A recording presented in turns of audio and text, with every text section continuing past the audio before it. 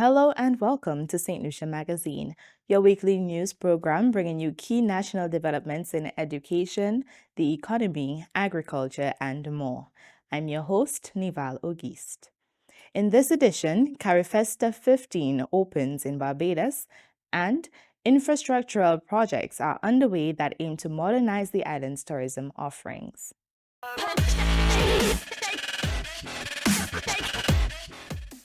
St. Lucia will host its unique traditions at Carifesta 15.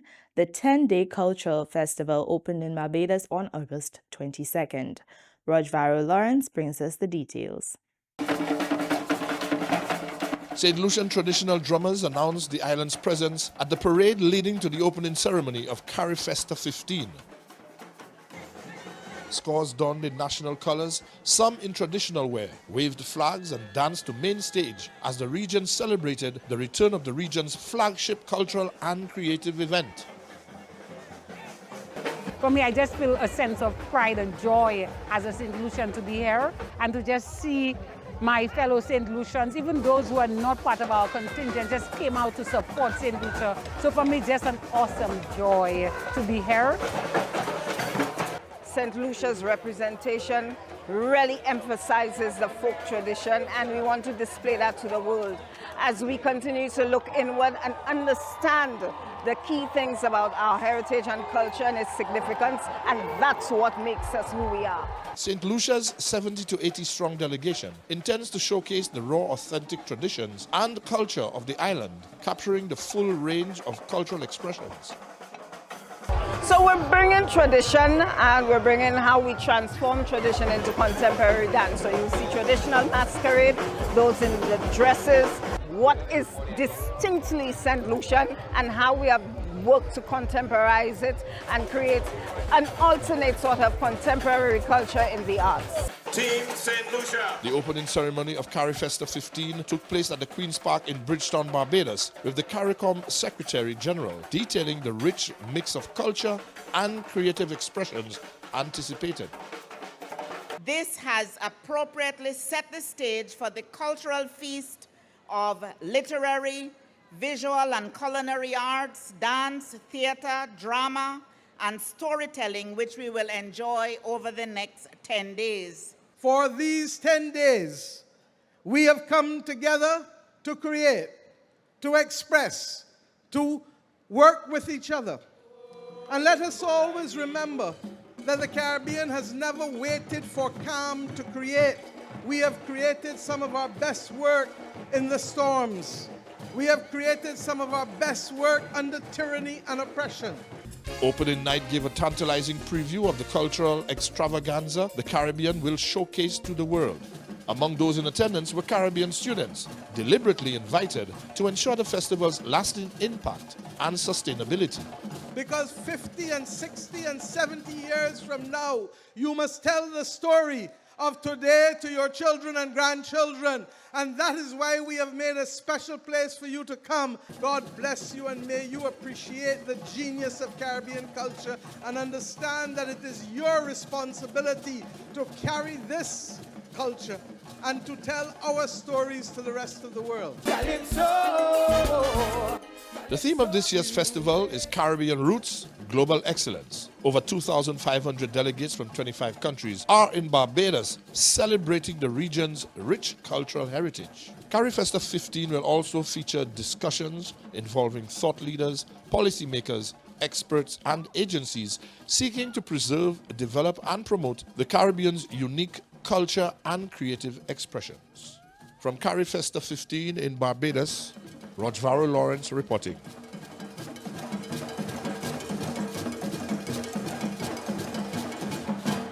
Several infrastructural development initiatives are underway across St. Lucia that aim to improve community amenities that will redound to the benefit of citizens and visitors alike.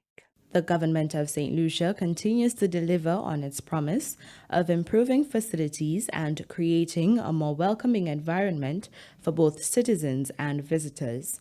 Minister for Tourism, Honorable Dr. Ernest Hilaire, highlighted the range of projects being undertaken across the country. So you will see around St. Lucia a number of projects being undertaken by this government because we want our people to have better facilities.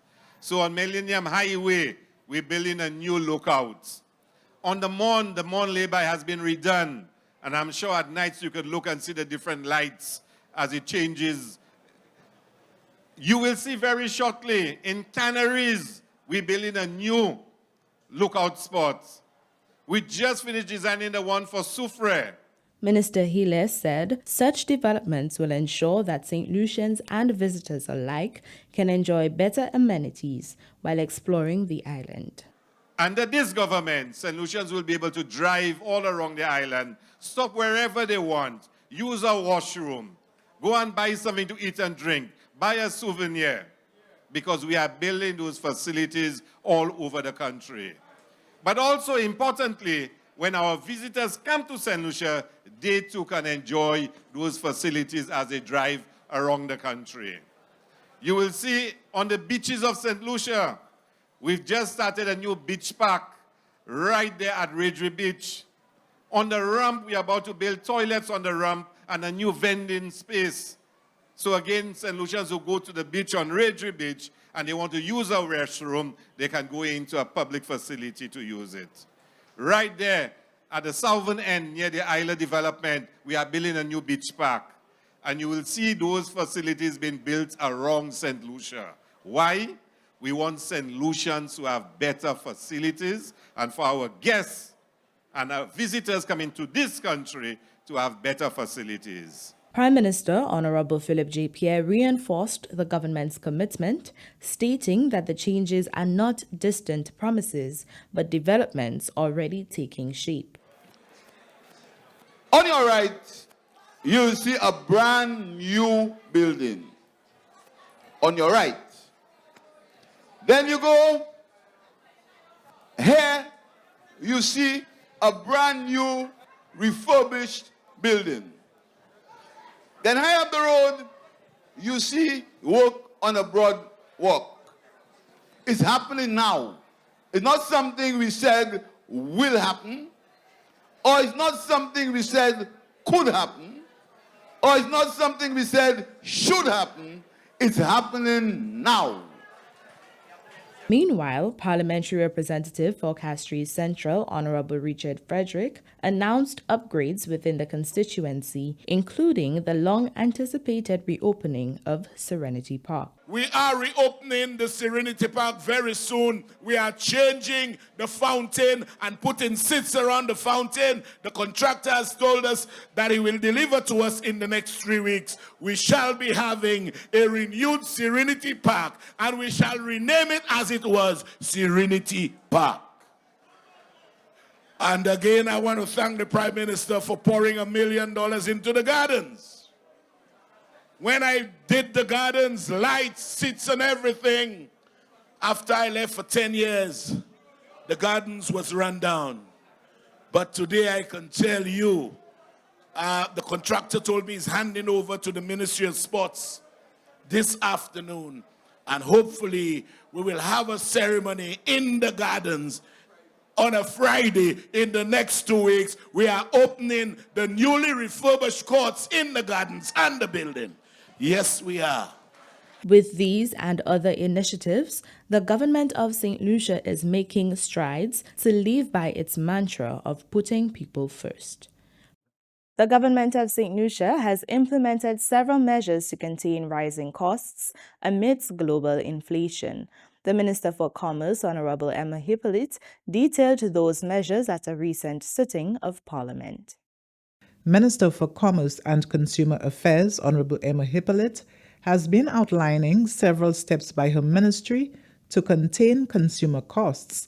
Speaking during a debate in the House of Assembly on Tuesday, the minister explained challenges created as a result of imported inflation. According to Minister Hippolyte, factors such as rising insurance costs and landing fees negatively impact government's efforts at keeping prices down. There are things that we can contain and there are things that we cannot contain. We cannot contain the price of the item as it comes to the border. What we can contain is the service charge, the VAT that is on it, as well as working with the business community to look at the markup. The minister, however, reaffirmed her government's resolve to lowering prices, including placing several items on price control, including sanitary napkins. And I want to say some of the things that we have done as a government. The main one for me is the subsidy on rice, flour, and sugar. The main one being flour. This government has subsidized flour to the tune of millions of dollars to cause our persons to be able to buy bread and butter. And we must always continue to remind everyone who consumes bread that this government every day pays almost half of the price of the bread that you eat every day. Every day. Despite these efforts, the minister laments there is still a rise in prices, which she attributes to high cost of insurance and freight charges. It is for this reason, she explained, government's decision to place sanitary napkins on price control, a resolution permanently eliminating VAT from these female hygiene products and have them classified as zero rated, passed in Parliament on Tuesday, August 19th. Still to come, several road improvement works are underway in Groseley, and the Ministry of Agriculture works to strengthen climate resilience along the island's east coast. Please stay with us. Every bed in our hospitals tells a story of someone's mother, someone's brother, someone's friend. And when that story of care is complete, it's time for the next chapter, home. But too often, discharge patients are left waiting hours, days, weeks, sometimes months, not because they want to stay, but because no one comes. We understand life gets busy, but every extra day they wait means another patient, perhaps in pain, perhaps in crisis, can't get the bed they desperately need. So when the call comes that your loved one is ready, please be ready too. Pick them up, bring them back to the comfort of family, where healing truly continues. Because caring doesn't end at discharge, it continues with you. A message from the Ministry of Health, Wellness and Elderly Affairs. Welcome back. Prime Minister Honorable Philip J. Pierre has provided an update on road infrastructure works that will be undertaken in the district of Groseley. Prime Minister Honorable Philip J. Pierre announced recently that he has re-engaged the government of Kuwait to continue the reconstruction of the Julian Hunt Highway from the Moshi Gap to Cap Estate. The announcement was made during the opening of the Groseley Recreational Beach Park on August 15th. The Groseley Highway was stopped, and I have documentary evidence on that. I want to tell you that we have re-engaged the Kuwaitis, and I've got in my possession correspondence from the funders that says that the loan has been approved for the first stage of the construction of the Groseley Highway, which will start from the Moshi Gap to the Cap entrance. The feasibility, the loan has been approved, and you will see very soon, you will see the consultants beginning to complete the designs for that road. In addition to construction works along the JHH, plans are also underway for the expansion of the Viesikwe Road. The road expansion work is expected to begin in September. Also, I want to tell you also that only on Tuesday, the Minister of Infrastructure and we agreed that the bypass road, the Viesikwe Road in the bypass, that road is going to be expanded and work will start there probably next month. So whilst we work on the highway, the bypass road will be expanded. We thought it would have been better to expand it, to open it up, and we're going to be spending some $23 million on that road. The Prime Minister said additional road infrastructure works will continue in the district of Groseley in the coming months. I am Petula Olibert. An East Coast initiative aims to strengthen agriculture, improve livelihoods, and build resilience in vulnerable communities. The Ministry of Agriculture is spearheading an initiative to fortify communities particularly vulnerable to climate risks. The Southeast Coast Project aims to boost the climate resilience of the coastal villages of Miku, Monrepo, Denri, and Poale, and is being implemented with support from the World Bank and the Caribbean Catastrophe Risk Insurance Facility. The Ministry of Agriculture's project coordinator, Mr. John Calixt, explains the main objectives. We focus on ecosystems restoration, sustainable livelihoods, and putting in place a management information system to more or less put in all the information that we've acquired on the project over the years that we've been here. Under the project, agro-processors and farmer associations receive training in food safety, business management, customer service, and financial literacy, equipping them to manage and grow their businesses. The training that was done, it had two components to it. One, for the individual members who had their own CMOS businesses, but for the association itself to manage the operations. So we did some business management training. We did some community, not community, but customer service. And we did some financial literacy training.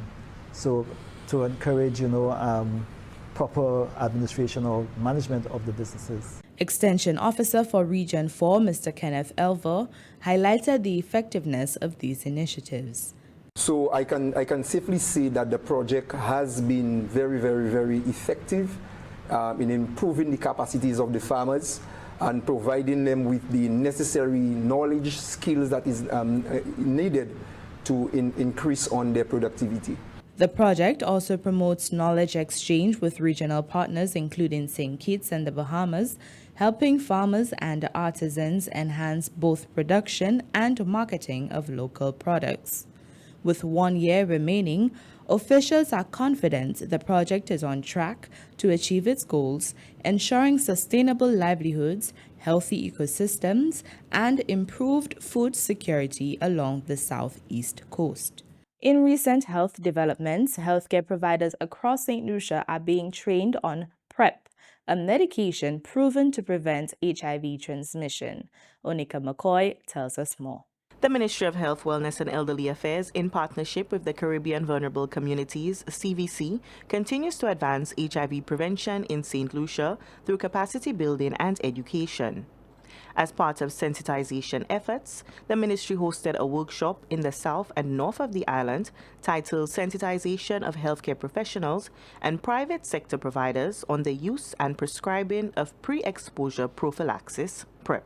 The session targeted district medical officers, family nurse practitioners, and private sector providers with the aim of strengthening their knowledge of PrEP, a highly effective medication used to prevent HIV transmission. Participants explored proper prescribing practices, client communication strategies, and key indications for PrEP use. Prevention of Mother-to-Child Transmission, PMTCT Coordinator Linda Berthier, highlighted the importance of empowering healthcare providers to confidently promote PrEP and support St. Lucia's broader HIV prevention goals. Our main objective is to make sure that every healthcare worker, every healthcare practitioner, including our prescribing family nurse practitioners, to feel empowered to be able to communicate the need for PrEP and why. And our overall objective is to get the 95, 95, 95, which is our sustainable goals for 2030. 95% of our population will get tested. They will know their status. 95% will be on treatment, and hopefully 95% will receive viral suppression. Now, if we have our HIV clients who are virally suppressed, that means they are not able to pass it on, transmit it. And if we have those who are high risk on PrEP, like our sex workers, our MSMs, men who have sex with men, vulnerable populations who are at the highest risk for getting HIV, if we protect them with PrEP, which is a daily medication or an event-based medication, then we have a plus on both ends, and then we would be able to rightfully eradicate HIV. Dr. Cleophas Dove, HIV specialist and the workshop's lead facilitator, emphasized the need for training and advocacy at all levels of the healthcare system. Well, I think it's very important first for capacity development, also for training, so person to understand what HIV is, what prevention is, what drugs we use for prevention. It's also important as far as an advocacy tool because the providers need to take ownership and push the process forward, and they have to buy into it. So you have to provide them with the evidence so that they believe in the evidence and they believe that they can do it and it's something that's feasible and acceptable. By strengthening the knowledge base of local healthcare providers, the ministry is reinforcing its commitment to inclusive and preventative healthcare, ensuring that St. Lucians have access to life-saving tools and services that promote healthier futures for all. From the Communications Unit, I am Onika McCoy reporting. Coming up next, educational opportunities increase at home and abroad. Please stay tuned. We are 758. Creative, resourceful, resilient. We have been through it all. Pandemics, hurricanes, global and local crisis. Yet, we stand tall, a proud people.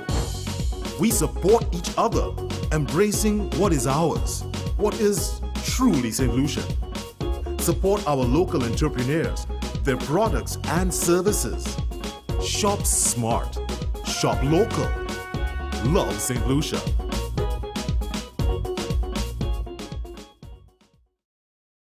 Welcome back. 4 St. Lucian students have been awarded scholarships and will soon depart for Hungary to pursue higher education. We hear more in this report from Kibatalium. A new cohort of scholarship awardees are set to depart in pursuit of higher education in Hungary in coming weeks. 4 recipients of the Stipendium Hungaricum Scholarship recently attended a brief welcome meeting hosted by Acting Minister for Education, Senator the Honorable Dr. Pauline Antoine Prosper. This morning, I met with 4 of the recipients of the Stipendium Hungarian Award. The 4 students are Imani Gaspar, Mario Hanna, Nayan White, and Kajim Clary. They were very excited that they have been awarded scholarships for Hungary. The government has a policy of 1 graduate per household. We know that in the past we had so many brilliant St. Lucian students who never got an opportunity to attend higher education, not because they were not brilliant, but because of the economic condition at home. Every year, students are selected by the Tempest Foundation for the 5 scholarships to pursue higher education in Hungary. Since the commencement of the program in 2022, 2 recipients have completed their studies, with 10 St. Lucians presently enrolled. According to Dr. Antoine Prosper, the delivery of hundreds of scholarships to deserving St. Lucian students is a reflection of the unwavering commitment of the government of St. Lucia to the development of nationals. As St. Lucians, we always aim for the best. And it doesn't matter where St. Lucian students study, they come out very well. They do their best and they do well at the end of the period. We had 2 of the past students with us this morning who also shared with the students the experiences that they had, so that our students go there knowing what to expect, knowing that they have some adjustments to make so that they can operate at their utmost. The government of St. Lucia is very proud of them, and we encourage all the young people of St. Lucia to take advantage of the opportunity that's afforded to them. Opportunities for St. Lucian scholars have continued to expand through efforts by the Ministry of Education to increase access to scholarships for tertiary instruction. An additional 75 scholarship awards are expected to be announced in coming weeks. So it is really a joy every time I see another cohort of students moving to higher education. It tells me that for St. Lucia, we have a bright future ahead. For the scholars set to soon depart for Hungary, their journey presents a positive example to others and an investment in the future of St. Lucia. From the Communications Unit of the Department of Education, Innovation and Vocational Training, I am Kibatalium. Education continues to take center stage in Soufrière as the Regional Development Foundation expands its scholarship and book bursary program. Genevieve Gonzague has the details. The commitment to educational reform in Soufrière is a mandate that the Soufrière Regional Development Foundation takes seriously. This academic year, the SRDF saw a steady increase in the number of students who applied for their scholarship and book bursary program. A total of 381 students from Soufrière and surrounding areas will benefit from the program when compared to last year's 323. The Human Resources Officer and Scholarship Coordinator for the SRDF Scholarship and Book Bursary Program, Mr. Mansia Faswa, says the program commenced with the awards for staff and distribution of books. About 30 members of staff receive financial assistance. We're also in the distribution process of secondary books, secondary level. Each recipient will receive the recommended textbooks from Form 1 to Form 4. And also Form 5, we have a few of those students in there. Primary level, we're due to receive the textbook hopefully tomorrow, and distribution will commence next week. And tertiary levels, we will be distributing the letters for the Year 2 students while we await the CXC results for the Year 1 students. The Communications and Marketing Manager at the SRDF, Mrs. Lovely St. Amy Joseph, says the assistance provided by the Soufrière Regional Development Foundation goes beyond the surface. We begin at primary school, we help the community, we help our staff. We've even brought on interns for the scholarship program. So our HR officer is being assisted by 6 young people from the community to execute this year's program. Overall, we have about 228 people from the community and surrounding areas who will benefit from the book program. We also have our scholarships to top performers, bursaries to members of staff, the university program, tertiary level, Sir Arthur. The support really is across the board because we believe in the transformational power of education. Overall, the SRDF welcomed over 50 new applicants to the program. In the coming weeks, the SRDF will announce its recipients for its university scholarship. The SRDF says it remains steadfast in ensuring no child is left behind. From the Soufrière Regional Development Foundation, I am Genevieve Gonzague. And with that, we come to the end of this edition of St. Lucia Magazine. A heartfelt thank you to everyone who contributed to this production, the National Television Network, the GIS team, and communication officers across government ministries. Thank you for watching on NTN Channel 122 and following us on the social media pages of the Government of St. Lucia. I am Niva Logist. Until next time, stay informed, stay engaged as we continue tracking St. Lucia's progress.